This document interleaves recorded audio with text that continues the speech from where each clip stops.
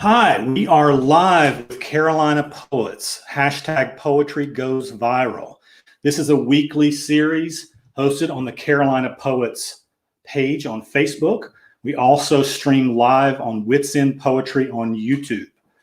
And we have a weekly series every Thursday at 7 p.m. We have different poets with connections to the Carolinas. So some are natives of the Carolinas, some went to school here, some actually lived here at some point, and so they have some connection, to the Carolinas. And so that, having folks from the Carolinas, it's pretty cool because North Carolina and South Carolina have some of the most writingest states, and so we have a lot of great talent that passes through us here. So tonight we are fortunate to have three very powerful voices. We'll hear first from Amy Sawyer, then Justin Blackburn, and we'll finish with Malaika King Albrecht. And with that, I'd like to go ahead and introduce Amy Sawyer. And Amy is a poet and educator in the Washington, D.C. area. She studied philosophy and religion at Clemson University and earned her MFA from Converse College. She served as a story coach for the teen authors of Shout Mouse Press and leads workshops for the Penn Faulkner's Teaching Artist Program. So we're going to have a link to a teen book that Amy edited. So teen authors, I'll let her tell you more about it, but it's from Shout Mouse Press. So her work has been published in numerous journals such as Mayday, Stand Magazine, Mud Season Review, Mom Egg Review, Pembroke Magazine, Louisiana Literature, and South Carolina Review.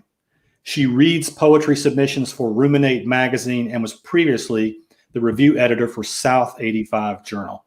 So with that, without any further ado, I welcome to the stage Amy Sawyer. Thank you so much, Andrew, and everyone else at Carolina Poets for having me read tonight.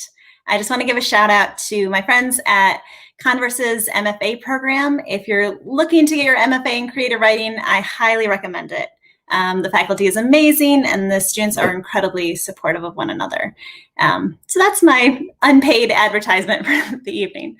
I'm going to start with a poem called Motherland. Motherland. I miss Pangea, when the oceans corralled the entirety of Earth into one heaving mass of living things, you and me among them. Our feet could traverse sweet grasses or continuous mountain ranges, navigating not by magnetic direction, but by the thrust of rivers, always desiring the sea. We knew only simple names, bird, beast, tree. It was before peacocks and flying squirrels, before barrel cactus and polar bears, before the great rift and the slow drifting, before adaptation after adaptation made it impossible to live anywhere but our native habitat. Okay, my first set of poems I'm going to read are loosely based about our neighborhood we lived in DC, both the people and the natural elements. There's a range of tone here from serious to humorous, which I think is pretty true of any reflection on community. So this poem is called The Porch. We moved in when the ginkgos heave leaves, yellow as early morning bile. Slimy piles of fall coated the sidewalk in front of all 40 houses on our block. We didn't picture white picket fences. We wanted the chain links creaking to contain a dog or two, a kid or two. From her front porch citadel, our dog barked at every man in a hoodie, welcoming neither neighbor nor stranger. But we have entertained angels unaware, caught a fight between two boys. One ran once his fist met its target, leaving a crumpled son on my front steps. His pants ripped on the rusted chains, his blood in my garden. Inside, I got him water. He held a wad of paper towels to his bleeding head. Don't call the cops, he begged. I had so much to learn. Our first Thanksgiving in the city, we ate our pies with plastic forks. We ate pumpkin pies on the front porch as our neighbor screamed at his son, in the middle of the street, never quite hitting the boy, his arms flailing like a preacher, revved up on the spirit. We stepped inside, closed the blinds, and called the police. We had so much to learn. Blue jeans, black shirt, and a baseball cap. Someone had already called it in. Like the boy, we waited for his beating until the police drove by. When the cops arrived, his dad went inside. The boy lingered on the porch. The porch water damage is spreading. Our floors all stained, an insignia of rain. This next poem is called This Beast of a Tree. A female fig wasp needs to die inside the fig for the tree to bear fruit. She burrows this tunnel, evolved precisely to receive her, welcome her eggs and pollen, but in entering, she loses her wings and antennae, ushering her own death. In 9th grade, Joey told me fig Newtons contained bug guts. Each little crunch was a wing or a leg. I didn't believe him, but I didn't finish my lunch either. It was only when we bought this house with this beast of a tree and began harvesting figs that I learned Joey was right, or as close to right as a teenage boy can be. The fruit necks wither. The full body fruit hangs down, masculine weight of readiness. She has died inside. Enzymes break down her carcass to protein. The larvae mature and mate. The wingless males dig out, fresh-winged females close behind, to carry their eggs and pollen to the next cursed tree. One thing I miss about live and in-person poetry readings is laughter. Poets are really funny. And either in the actual poems or in the banter or crazy stories mixed in, poetry readings in person bring so much joy to my life. So some of my poems have some humor mixed in and just a word. It's okay to laugh even if you're home alone, and it's okay not to laugh as well. This one's called Ladybug, Ladybug. I bought 1,000 live ladybugs on Amazon, twice. Aphid eaters to save the crepe myrtles. Every year, aphids rape the trees with litters of eggs small as lice. Leaves die, autumn's brown glitter in June. Bark, bitter, black, sooty mold lopping off the lowest branches until the tree resembles a deranged lollipop. Neem oil, peppermint oil, hose them down, essence of orange, bug, anthrax, sewer polluter, and now insane ladybugs. Like a full red moon, cartoon and polka-dotted killing machines. Refrigerate your ladybugs to calm them before release. Please open the netting carefully and shake them into your palm. They stumble out of their travel bag in a chilled stupor. I lovingly place them on each leaf, pick them up when they bumble to the base of the tree, whisper insect secrets. You might be surprised to learn by the next day they had all flown away. This next poem is called July. The casings formed a constellation as the cops lay 14 evidence markers above the shells. The bullets planted themselves among our blue hyacinth bulbs, in our neighbor's rusted tool shed, and along the bricks outside our bedroom window. Police tape blooming in our ivy fence. The 4th of July lights, ambulance, and police brightened our yard, a celebration of America. The rapid shots were fireworks, we told the kids. The victim didn't scream. I didn't hear a sound as the medics bandaged his leg in my front yard, then rolled him away on the white stretcher. By 4 a.m., the police stand calmly joking or talking about their upcoming vacations, because this scene has already repeated itself 3 times tonight in my city.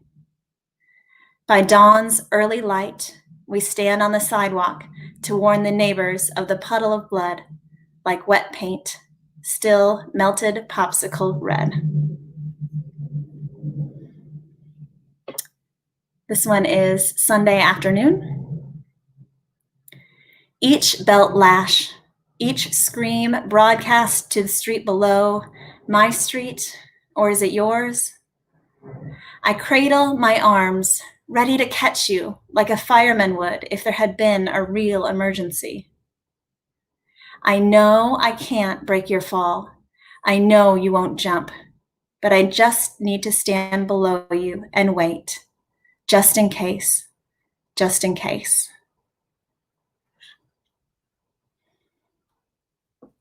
This poem is Playground at Night.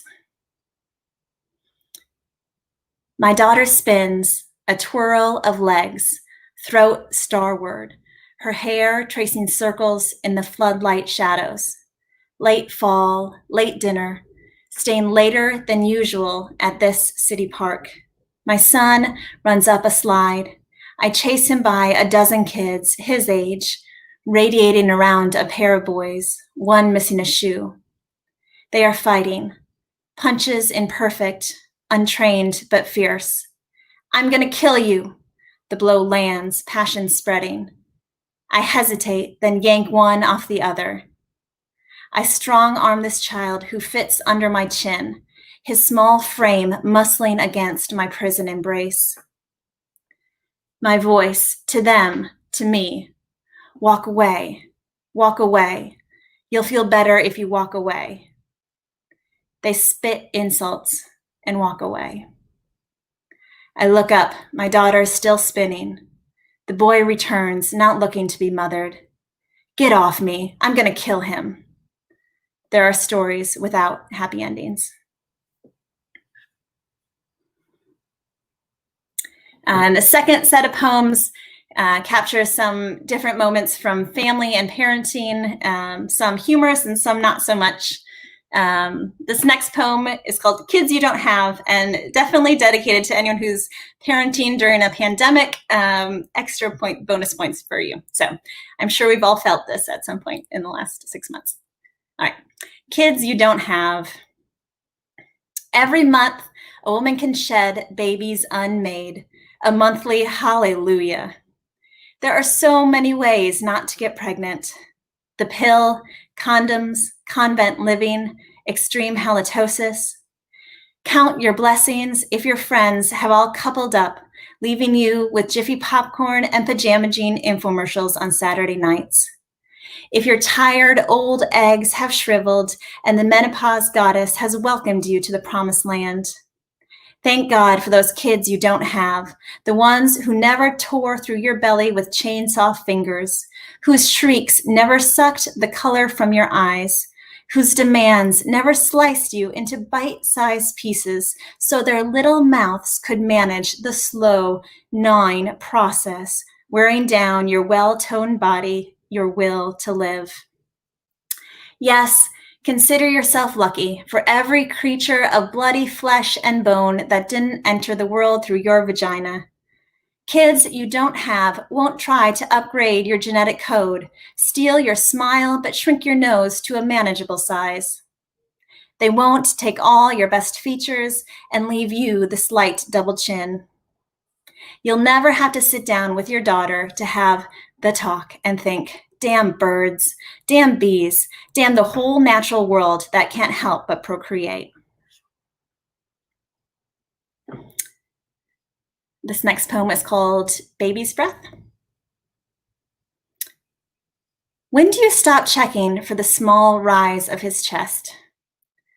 Dark breaths inaudible, while your own footsteps signal thunderclaps down the hall to ascertain his vitals. How many minutes can you let pass between each stroking of your paranoia? As if we could time our miracles, walk in at precisely the right moment between a shallow cough and a dead baby. The panic of searching blankets after he fell asleep at your breasts, certain you smothered him. My mother too loomed over me to pray worries like white smoke inhaled and crystallized in this delicate flower. At home among red carnations in gas station bouquets and ruffled tuxedos, this filler flower crumples in my rolling fingers like worry dolls of prayer. My next poem is called Madonna and Child. The Byzantine painters were right. Jesus never could have been a baby. He was a miniature adult, freakish in his small stature and his withdrawn eyes. Uncomfortable, Mary looks straight forward, not mothering the child, but peering out of the wood frame, asking you, what would you do with this man-child? The gold paint of an icon, the hallowed background of a saint shines, dulled by the centuries of adoration. She's become the bearer of worries. Painters who never held a baby or God at their bosom paint angels like overgrown mosquitoes hovering above Mary's shoulders. This was all before the chubby thighs and big head of Renaissance Jesus, before Mary's gaze falls and cherub angels abound. This next poem is called Sisters, and I'm going to dedicate it to both of my sisters are celebrating big birthdays this month, so happy birthdays to both of my sisters. This is called Sisters. We invented 37 ways to kill a hamster. Any child could think of the obvious ones: forgetting their food and or water, a run-in with the cat and or dog, but we managed to kill one by asphyxiation after spray painting in a small bedroom. Another by a metal wheel tragedy. We suspect suicide. One by poisoning with a pickle. Evidently, vinegar and hamsters don't mix. And by cremation, when one crawled down a heating vent. The rotten flesh, fur, burning smell so strong we couldn't sleep in our bedroom through that Minnesota winter. And every year after, in October's first frost, the click, click, purr of the heater would also awaken our hamster's foul ghost. Because of our obvious maternal instincts, we began breeding them to sell the babies to the pet store. When Mickey and Minnie had their first litter, we kept them in the cage, doting on our vermin children. But when Minnie gave birth again, the adolescent rodents, lusty with rebellion or rivalry, promptly ate their entire set of newborn siblings.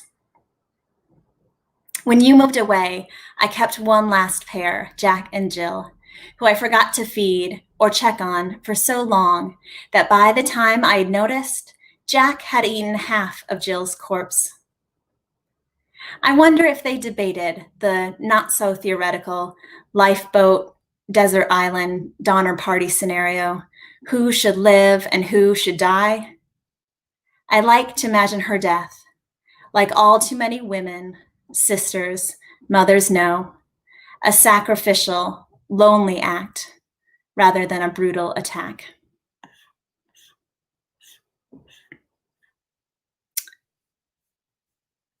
This next poem is called Snow Angels.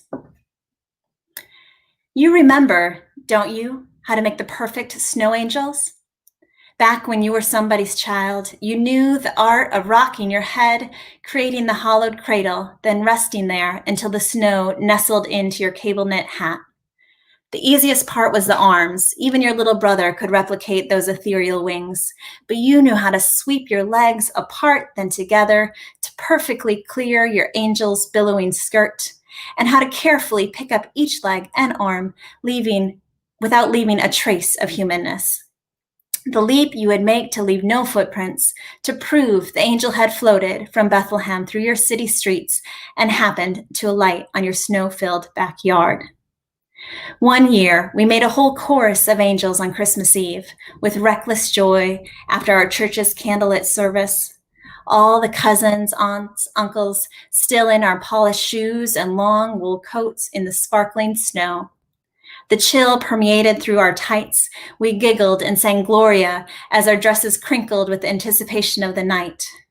We had just heard the legend of the poinsettia, of the poor Mexican girl who gathered roadside weeds, her only offering for the peace child, and how those green leaves, when placed on the Christmas altar, burst fire-like, flower-like, star-like crimson red. Our Christmas snow angels stayed for long days, or was it weeks? The snow compacted, our celestial forms frozen silhouettes, Long after the Feast of Epiphany, the manifestation, the striking appearance of God with us, long after the Christmas poinsettias dropped their curled leaves on the sanctuary's polished floor, the ice angels were there. Winter drags on. We are all cancer, childlessness, police brutality, death. The sidewalks slide slick with gray ice that salt can't disperse. We couldn't stay forever in Christmastide, meditating on the poinsettia. What use have we today for those delicate blooms? Save the pinks, creams, pastels for spring, for the shock and awe of Easter. We wait in fear, in the ark of our ice angels. We find ourselves hidden among the hollies.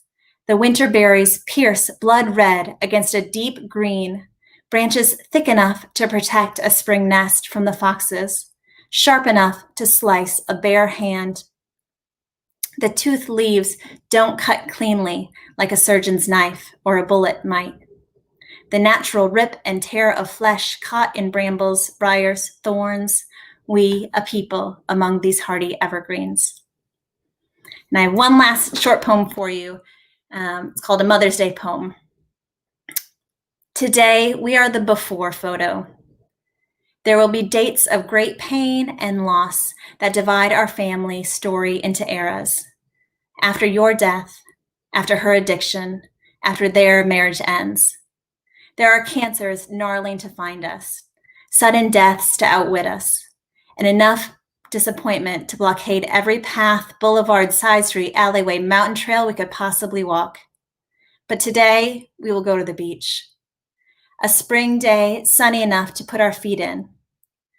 The ocean knows it's chill and sends jellyfish ambassadors to keep us close to the ripple edge, far from the depths of the cold sea. What an odd way to say, I'm happy. That's all I got. Amy, thank you very much. Those were some gorgeous poems. I really like the sister poem and the one about other children. What was that one called? Which one was that? The one about other children, raising other children. The kids you don't have? Yeah, I love it. So tell us a little bit, before we let you go, tell us a little bit about this project you did with Shout Mouse Press and teen authors.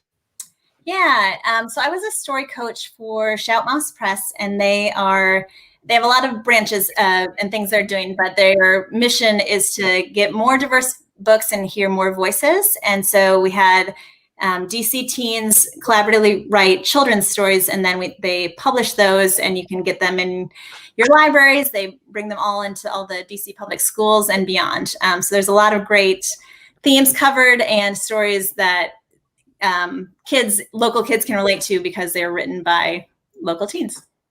What a cool project. That must have been a lot of fun. It was fun. It was fun. Fun. Yeah. Well, can you stick around? We may have some questions at the end. Sure thing. Okay. Thank you so much. So if you're just joining us, thank you for joining Carolina Poets Poetry Goes Viral. This is a weekly series curated by myself, Andrew Clark, also Derek Berry and Kimberly Sims Gibbs, my partners in crime. And we try to have 3 readers each week, each Thursday at 7 p.m. With connections to the Carolinas. So our next poet is Asheville's very own Justin Blackburn. So Justin was born in Greer, South Carolina. Justin rejected his Southern Baptist conservative upbringing to unlearn the lies he was taught and discover a truth he could become and share. Justin is an author, a viral poet, a stand-up comedian, and a life coach. His latest novel, The Bisexual Christian Suburban Failure Enlightening Bipolar Blues, which you should buy just for the title alone, confronts the multitudes of America's injustices with the intention to change the world by changing oneself. He also has a new album of spoken word and music called Unlearning White America. You can stream and purchase the album at bandcamp.com, and I'm going to add some of those links to the reading. So with that, I bring to the stage Justin Blackburn. Oh, hey, what's up? Thank you all very much for having me here. Really appreciate y'all. I'm going to read a couple of poems, and thank you very much. It's great to be here. The first poem I'm going to read is called, let's share this real quick out there. First poem I'm going to read is from this book I wrote a long time ago called It's Hard to Get There When You're Already There. I co-wrote a lot of these poems with mushrooms, so I was tripping a lot at the time. But it was great because there's a sort of like natural understanding that goes beyond, everyday society in these poems. And I'm going to read one. And, we're in a pandemic, and, want to send my love out to everybody for what we're going through. And don't want to come across too big of a dick for starting with a poem called How to Transcend Human Struggle, but we'll see what happens. Here we go. It's called How to Transcend Human Struggle. It is from It's Hard to Get There When You're Already There. Here we go. Don't be a dick. If someone is a dick, don't be a bitch about it. I'm not talking about a woman. Don't get too pissed reading other people's bullshit. If you expect an idiot to not be an idiot, who's the idiot?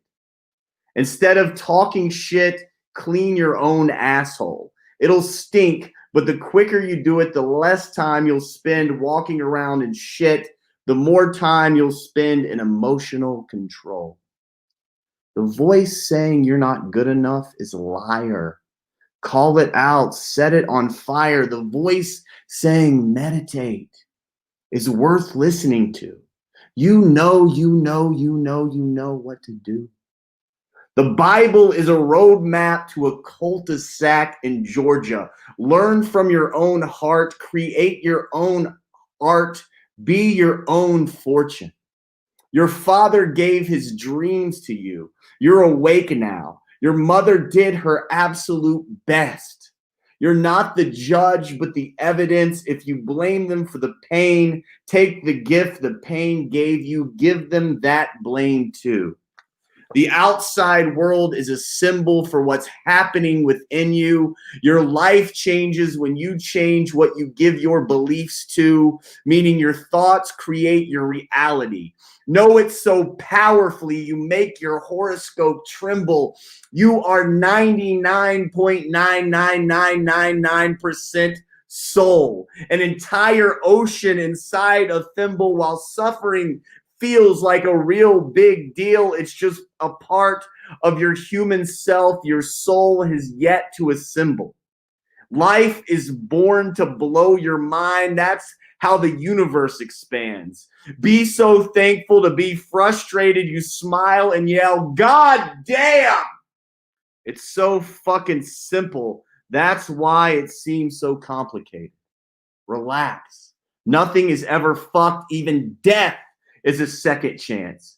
If you're scared, dance or take a nap. Do what you feel what you do. If you don't know how, pet a cat. If you don't know what to do, don't do that. Change is hard.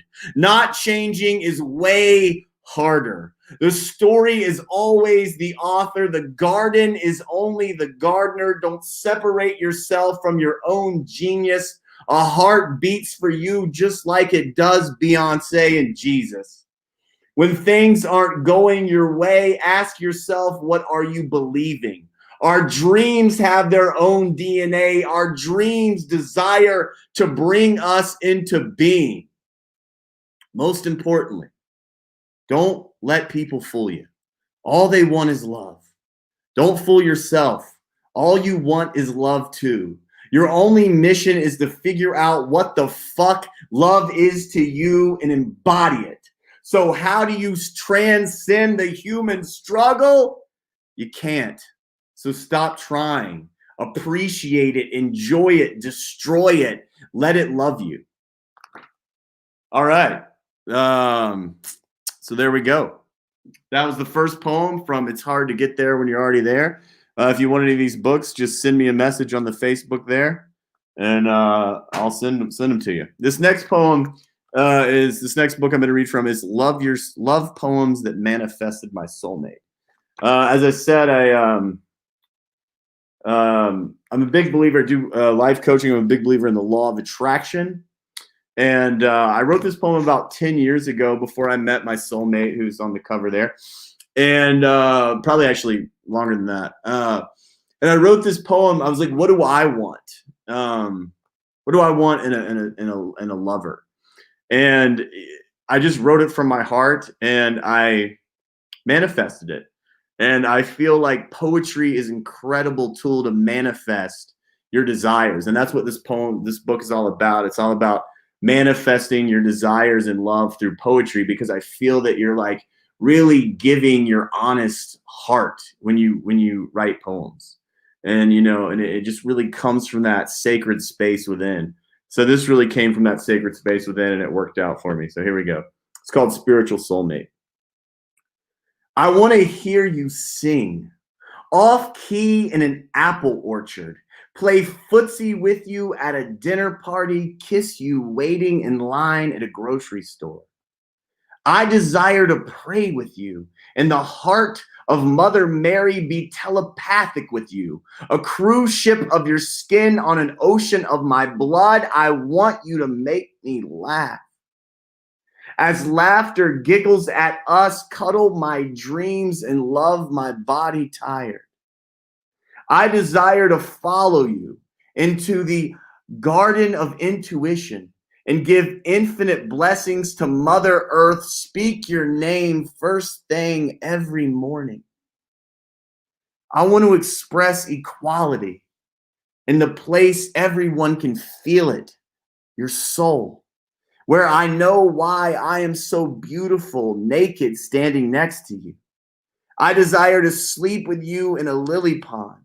Love purely our entire eternal soul family as angels marry us in the trust of the now. I want to be your angel, a guitar forever tuned to twilight. Bring my childhood to your altar, wash your feet with my hair. I desire to be the one you hold. The secret of your trust, travel Mary Magdalene country, heart in hand. I want to cry with you in the movies. Learn all about the ones who broke your heart, validate and love you. I desire to never again have to believe. I want to be my love, your love, our love. The process of remembering who I am has brought me to your kitchen to dance. Will you take my hand? All right. So that was that one. This next poem I'm going to read is called, it's from a collection that I had published by Shadow Archer Press around 2007 by Gail Gray. Rest in peace. Sending a lot of love to her. She was great. And I really like the title. So I wrote some new poems to put into it because the press is no more. And so I want to republish it at some point in time. So this is a poem from there. It's called New Feminine Era.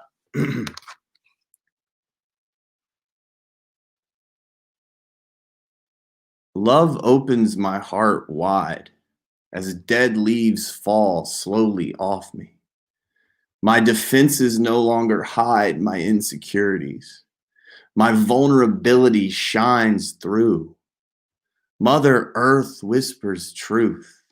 With wind, clouds move, a sun's light brightens my anger, no longer hides my failures. My heart holds me gently like a man men. We cry, we panic, we die by suicide long. Slow, deep breaths birth fresh pastures of undiscovered earth within. Stillness releases time. I sense a new era focusing softly on me. I name it masculine forgiveness.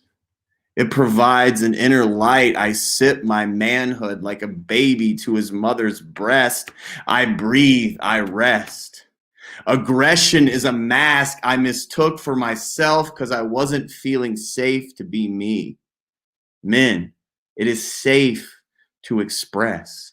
Men, it is safe to change. It is safe to relax. I too once hurried loud, hostile, on waves of a commanding storm. I thought man meant conform to emotional repression, violence, societal norms. I thought I needed to belong. My heart soothingly told me I was wrong. I am thankful I listened long enough to hear her song beat within. Old, toxic thoughts still tried to attack. I let them pass. I've stopped identifying them as me. My heart is open to my femininity. My clear emotions are my true masculinity. Men, we don't have to deny it. We don't have to suffer in silence. We can open our hearts, ourselves to our own hearts, free of charge. Deepest sons and daughters, our fathers will never be able to apologize to each of our glorious faces. So let us hold each other close in all the vulnerable moments we can, moving through separate spheres, hearing each other's souls like radios in our minds. Come what like, stay what may. Our head will surely lose the way. Our feet will tire out in that clear light of day. But our heart, our blessed hearts, my dearest friends, won't answer to anything but love. All right. That was that one. That's from Female Human Whispers of Strong Masculine Gentleness. This next poem is from my album. So I got to make this album with this is pretty wild. The guy who produced or was the engineer on J-Lo's last record. He's just phenomenal. He lives in Asheville. He's this brilliant, incredible musician, like mind-blowing. And I have no musical talent at all, but he took my lyrics and poems and put music behind them, and it sounds a billion times better than I would have ever imagined when I went in there to just have him record a couple of poems. And I got to really express my creativity because he never told me no. I'd be like, hey, make it sound like a dirt bike on a graveyard on a Tuesday in Iowa. And he'd be like, all right. And then he'd figure it out. But yeah, so this is from that collection. It's called Unlearning White America. It's on Spotify and on Bandcamp at unlearningamerica.bandcamp.com. And this poem is about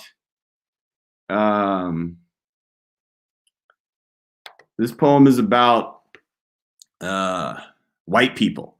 As I said earlier, I grew up in Greer, South Carolina, in a very racist upper middle class place, and I wrote this poem to those people. This is to those people. It's called White People Us. White people us. Up a crust in God we rust. Use Jesus to be racist. Rob land you trust. Slave master us. We the sun, you the dust. Clean our pus as we rape you with lust. Start a fuss? Okay, Civil War us. You fight for us. Emancipation Proclamation, we don't give a fuck. You stay stuck. 40 acres and a mule, don't be a fool. We own the sky, don't look up. No reparation us. Segregation us. Back of that bus. You want rights? Find you in the night, hang you from a tree, sister take a picture, family gathering. But we like the way you sing. So we steal your music. You know what makes you feel free? Off you make more money us. You funny to us. Entertain us. Tell us a fable. Eat at our table? You brainless. Start a business? You want to compete? We the bank. What you think? Ever heard of Black Wall Street? Burn your church. You nothing worth. Sorry about Martin Luther King. But look how fast you run. Look at you get airborne. Put you in a uniform. Damn, you're better than us.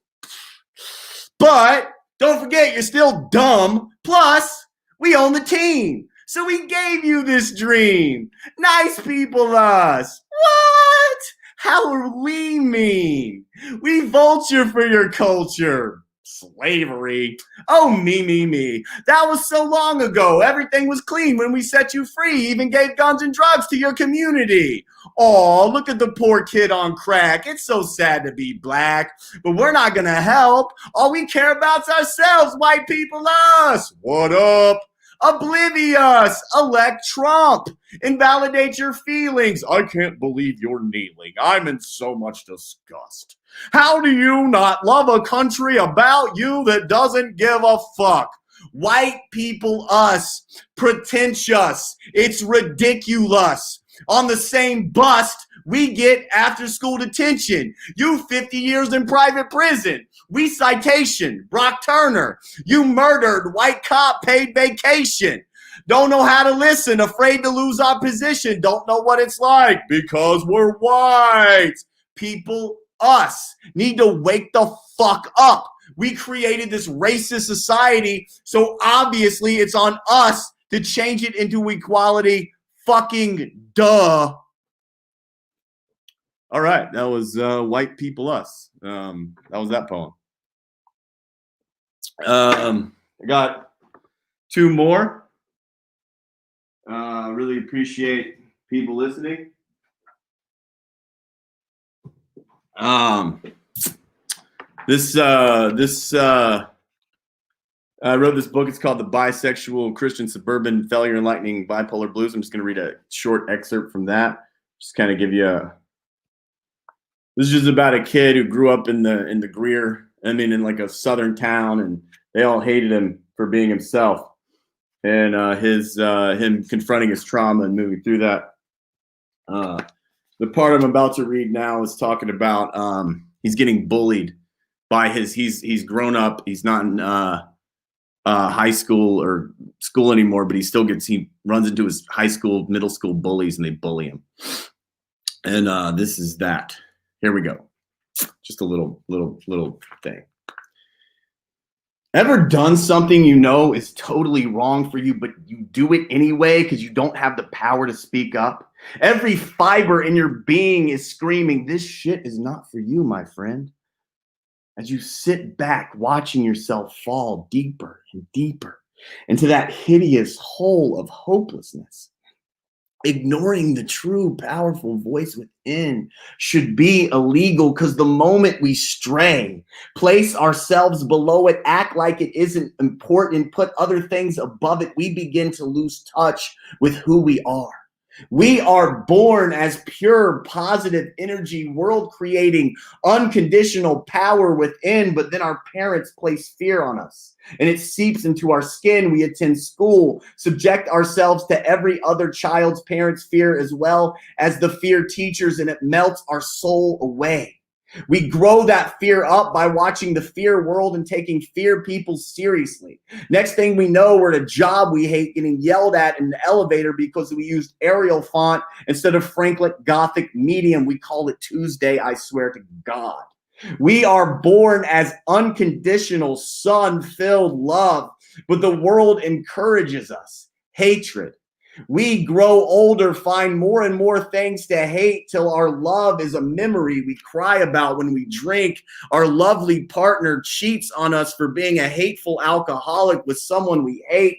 Next thing we know, we're a bitter, slimy, dying fuck spreading Dijon mustard on rye toast, complaining about how goddamn hot it is outside. We call it Saturday afternoon.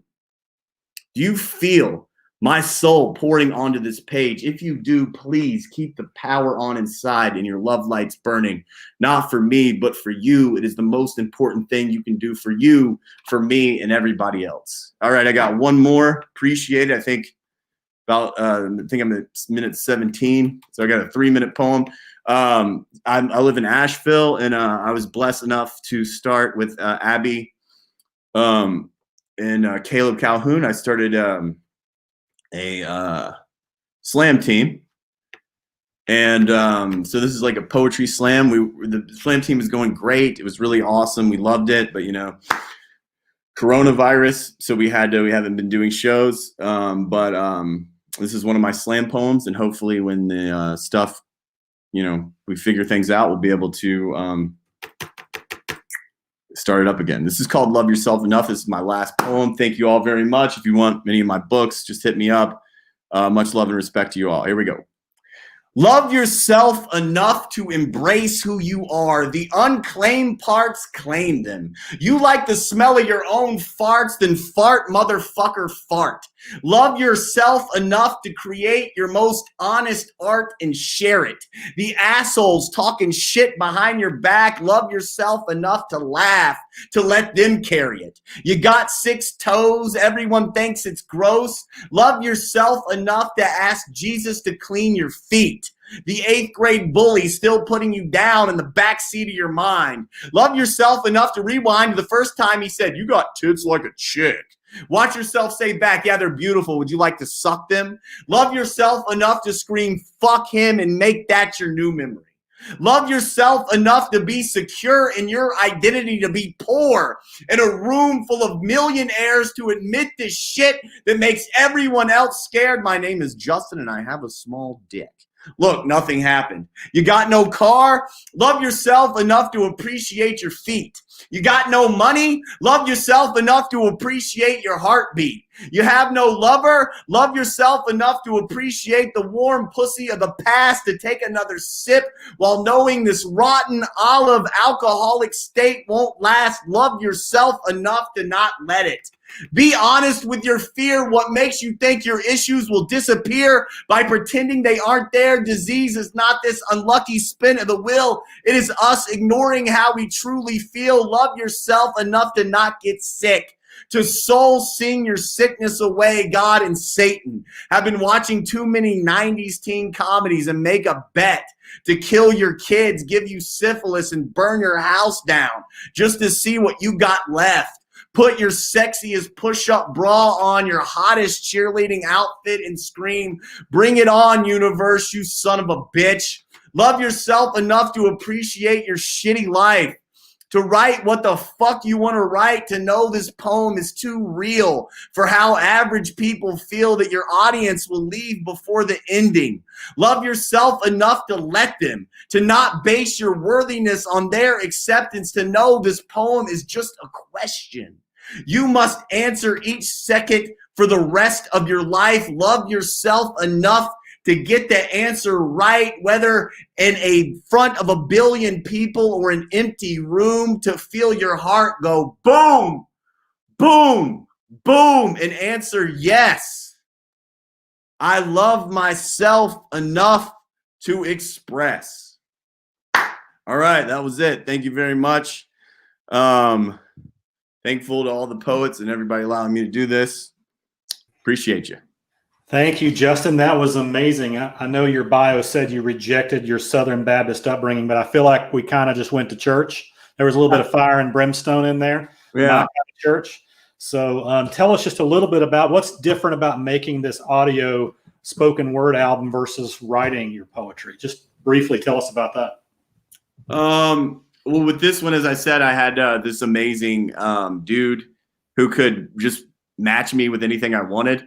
So it was just kind of like another person in there to kind of like bounce ideas off of music. Just like, you know, he would hit some kind of sound and then it would create more poetry from me. So it was just kind of just this great collaborative, you know. I think when you can hear music, your poetry can go to different places that it wouldn't go if you were just kind of in your own head. That's cool. So you kind of fed off of each other. Totally. Awesome. Awesome. Well, Justin, can you stick around in case we have some questions at the end? Love to. Can't wait to watch the next poet. Awesome. Thank you. This Carolina Poets, #poetry goes viral. Each week, each Thursday at 7 p.m., we have 3 poets with connections to the Carolinas. And coming up next, we have Malaika King Albrecht. She is serving as the inaugural Heart of Pamlico Poet Laureate. She's the author of 4 poetry books. Her most recent is The Stumblefields from Main Street Rag Press this year, 2020. Her book, What the Trapeze Artist Trusts from Press 53, won honorable mention in the Oscar Arnold Young Award and was a finalist in the 2012 Next Generation Indie Book Awards. She is the founding editor of Redheaded Stepchild, an online magazine that only accepts poems that have been rejected elsewhere. She lives in Ayden, North Carolina, and is a yoga instructor and Reiki practitioner. So please welcome to the stage, Malaika King Albrecht. Hey, thank you so much, Andrew. And I just have to say, wow. Oh my heavens, Amy and Justin, y'all brought it. I want to thank Carolina Poets, and I've seen some of my friends commenting, but there's a couple of things I'm keeping from you, Amy. The first one being Kids You Don't Have, love that poem. And then also 37 Ways to Kill a Hamster that you put out to your sisters. And Justin, if you don't know how, pet a cat. Oh my heavens, that just really resonated. And also Bring It On Universe. So thank y'all so much for enriching my life. I do want to say that I am in Ayden, North Carolina, and we are not far from Greenville. And if you didn't know this, we had a super spreader event today because Trump was here with a rally. So I thought I'd start out with a poem that just got published in Madness Muse Press. Dear hands being made into fist. Dear, I haven't hugged anyone in months. Dear flashbang grenade. Dear neck. Dear lungs. Dear say the name George Floyd. Dear knee. Dear rubber bullets. Dear tear gas. Dear bruised. Dear choking. Dear over 200,000 COVID dead. Dear crushed. Dear protesters. Dear know their names. Dear list. Dear growing list of people of color murdered by police, of COVID dead, of extinct animals, of fires, of hurricanes. Dear, I can't breathe. Dear Mr. President, dear photo op with Bible, dear raw heart, dear God, dear say the name Breonna Taylor. Dear hungry in your car in line before dawn, the church ran out of food. Dear horrified, dear I didn't get to say goodbye, dear nursing home, dear ICU, dear fire, dear burning, dear nearly 6 million acres, dear buck, beaver, bobcat, and Grizzly Creek. Dear evacuation orders, dear wind, dear caught on camera, dear stop killing us, dear breathless, dear every word I say is screaming help. Dear extinction, dear biodiversity, dear mask, dear mask, dear hurricane, dear climate change, dear everyone, dear all of us, dear sea of human spines crashing against the shore of this year. Thank y'all so much. I'm gonna read just a few poems from each book because I thought that's a good overview, and you never know what resonates. You know, writing is a funny thing. It's a great portable mindfulness way to express yourself, but oftentimes you don't know what's going to resonate. So obviously, as a writer, one of our hopes is to, spark something within you, to get your own creative juices flowing. So this book is the first one that came out. It wasn't the first one that I ever wrote, Lessons in Forgetting, but it's the first one that got published. And it was published by Main Street Rag. And I guess background, really, I would just say my mother had early onset Alzheimer's and died many years ago. So she was very young when she got diagnosed. And the only thing I'll tell you is that an EpiPen is used for anaphylactic shock. This poem is called One Last Time. Mom and I know this is wrong. The parking lot, the takeout paper bag between us, and the car idling, AC blasting, and her gulping down Benadryl pills with unsweetened tea. She reaches into the bag, retrieves the lobster, red as a sunburn. Shouldn't we have an EpiPen, I ask? She points to the red ER sign. We're right here. In the near dark, she devours the lobster. We walk quietly across the parking lot into the hospital. Her face buttery and already swelling. She smiles. Perfect Mother's Day. Oh, I see my friend Karen is here. Oh, that's awesome. Thanks, Karen. And Christy and Karen Luke Jackson. That's very cool. This is Spill. This is my second book. And again, Main Street Rag. I really like the cover of it, and it looks like my sister. She has like really curly hair. So I love this picture because it makes me think of her. Spill had a lot to do with addiction, and I was deciding, there was something that you read. Oh, it was the mushrooms, the conversations with mushrooms. Thank you so much for that. Oh, that's awesome, Justin. All right, so this poem is called Sounds After the Howl. And of course, you'll get the reference. It does have an epigraph by Lou Reed. I want all of it, all of it, all of it, not just some of it. We are swallowing grasshoppers and peppers with shots of tequila and falling off bar stools, off curbsides, off rooftops. We are dancing in a thunderstorm, daring lightning strike. We are the tremble, the near tremor that the dog feels before an earthquake. We are doorknobs turning in the dark when you think you're home alone. We are just struck matches ablaze in ourselves and smelling of sulfur. We are ass backwards, skirts and shirts too tight, and arms and legs too loose. A naked ballet of back stages, back alleys, and back seats. We are overflowing ash cans and trash trays. Our pupils are wide as abandoned coal mines or small as nail holes.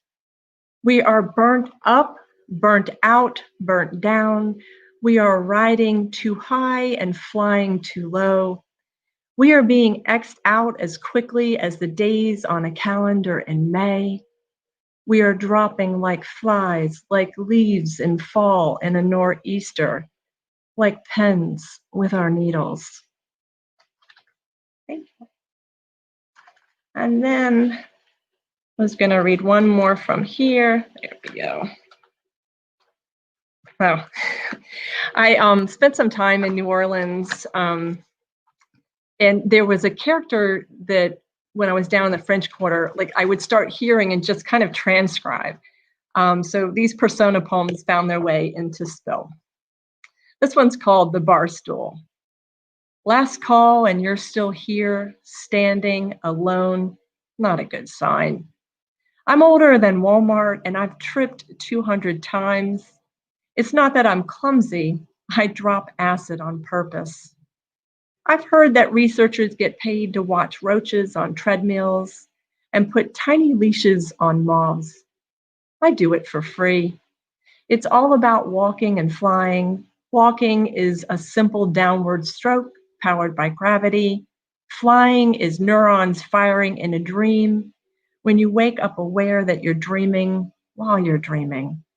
You can practice how high, how low, how fast, or how slow you want to go. I'm not ruining the movie's ending when I say life kills. So walk fast and fly any way you like.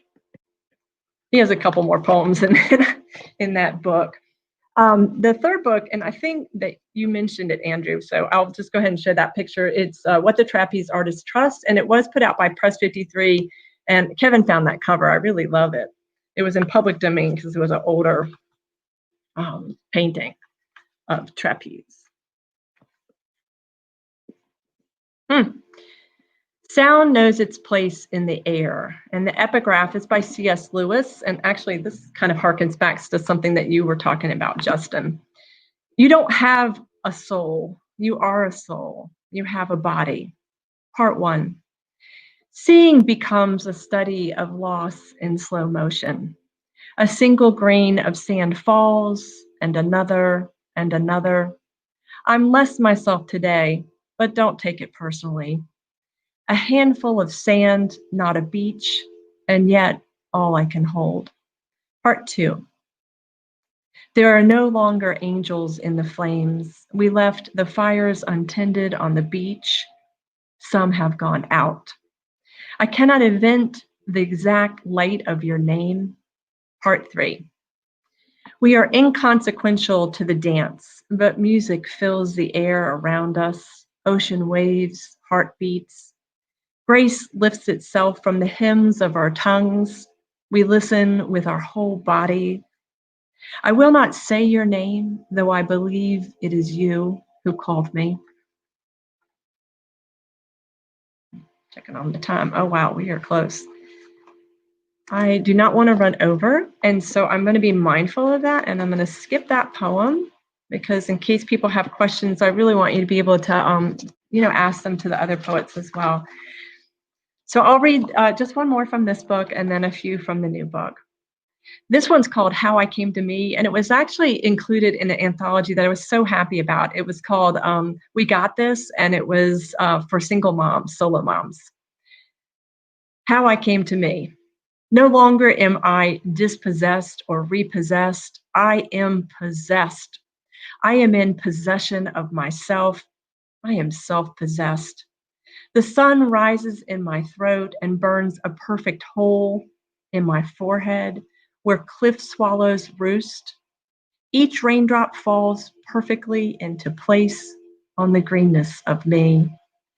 I want you to know that at this edge of my life, I will jump, I will jump, I will jump, and I will fly.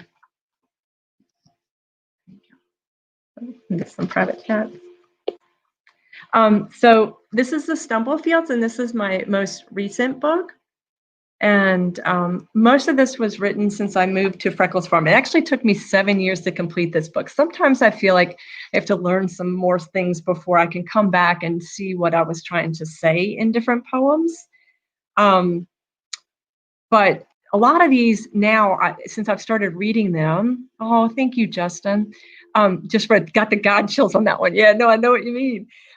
But a lot of these are love poems to the land that I'm on. It's a 14-acre farm, and I have chickens, ducks, turkeys, and mini horses, a mini donkey, and I do equine facilitated psychotherapy. So we work with people with PTSD, and our horses are not tools. They are equine partners. They're really part of the whole healing. But I think that a lot of these, now that I look at them, are love poems to being able to live on Freckles Farm.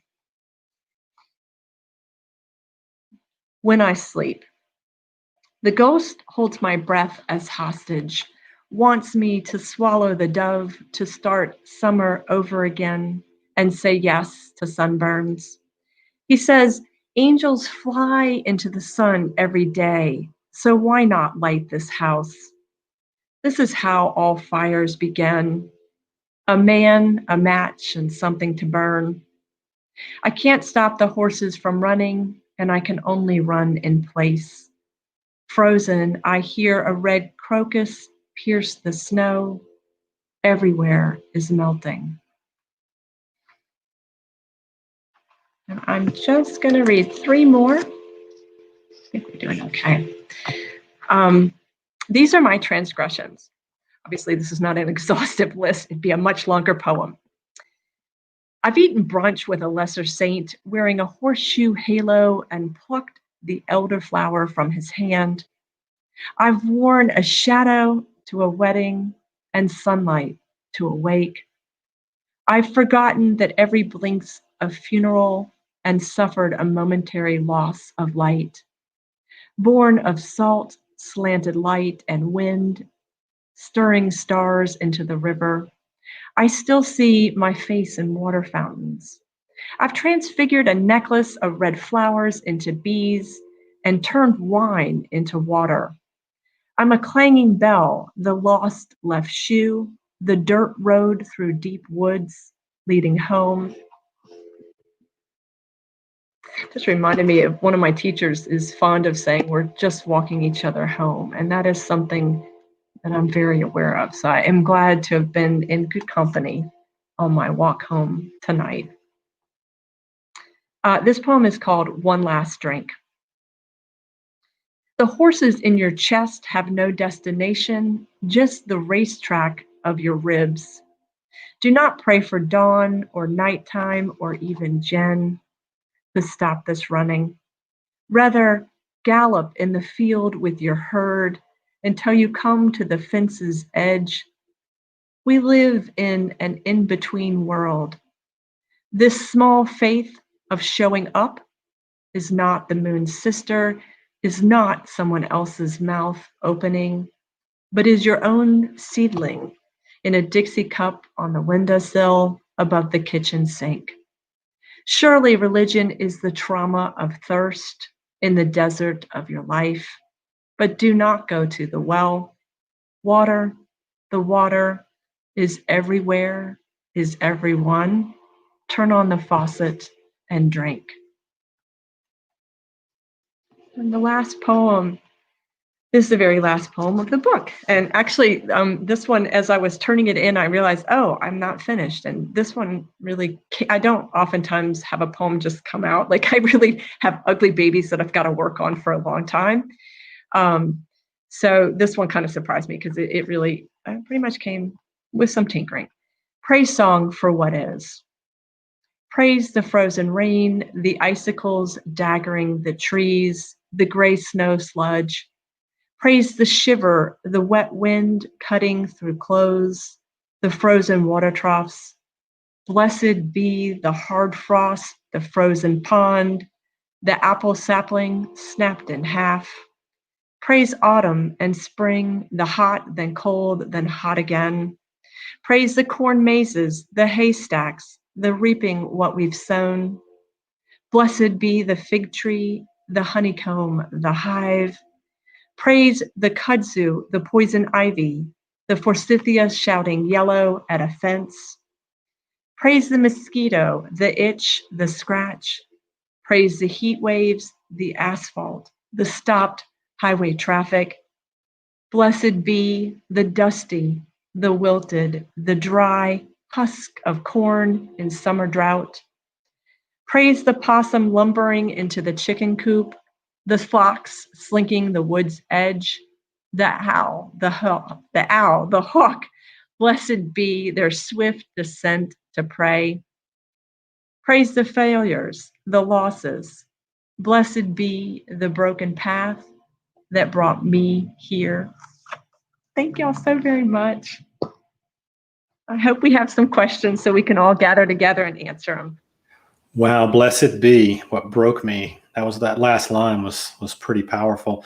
Before we bring the other poets back, Malaika, can you tell us a little bit about the inaugural, the Heart of Pamlico Poet Laureate position? I'd be glad to. So the Pamlico Writers Group created this opportunity, and it was fantastic. We had to do kind of a poet off. It was me and a couple other people, and I was in such Marty Silverthorne, who I'm sure everybody knows. He passed, but actually, I saw that Christy's on here. A couple of us from his writers group are working with his poems, and we'll do a book, of his poems to his wife, Sylvia. They're lovely, love poems. And so he was one, but he stepped down, and he would have made the best inaugural. I'm very pleased to be doing that. And so it's allowed me to do some workshops and to have a website that features Eastern North Carolina poets. And if you're an Eastern North Carolina poet and you hear this, please get in touch with me if I don't already know of you. So that's what that is. And they had it scheduled for the next people that are, would like to have the job, but we had to put it off because of the pandemic, obviously. Sure. So. Well, congratulations on that role. That sounds pretty exciting. I'm going to bring our poets back. Guys. If you have any questions, what a great group tonight. You all did an amazing job. If you have any questions for our poets, just ask them in the comments section. I'm going to throw one out to the group, and we'll see if anything else comes in. But if you wouldn't mind, tell us, anybody who wants to speak up on this, how has the pandemic and all the things we've been through in 2020, how has that informed your work this year? Well, I will say I actually had a chance to take a class, and I can't say enough about, if you don't already know Pam Uchuk, it's been nice to gather with poets that I would not have had a chance to work with. And so I actually took a class with her, and I think it was 15 other poets. And I knew one other person, Jacinta White, and you must have had her already on here. She also has a new book out, and she is Winston-Salem area. And she runs Snapdragon Journal. But so that was the only other person I knew. And so that's been fantastic. But of course, I'm really worried about the people that are suffering. I mean, it's not just, the illness, it's political climate, it's, systemic racism, it's unfair access to healthcare, it's and loss of livelihood. I was working as a Reiki practitioner in the hospital, and obviously I'm furloughed because I worked with cancer survivors. And so this is not a time to do that. Sure. Amy, how has this informed your work? I think poetry in general has just been a good respite and haven, especially in this time. It just feels like a life force.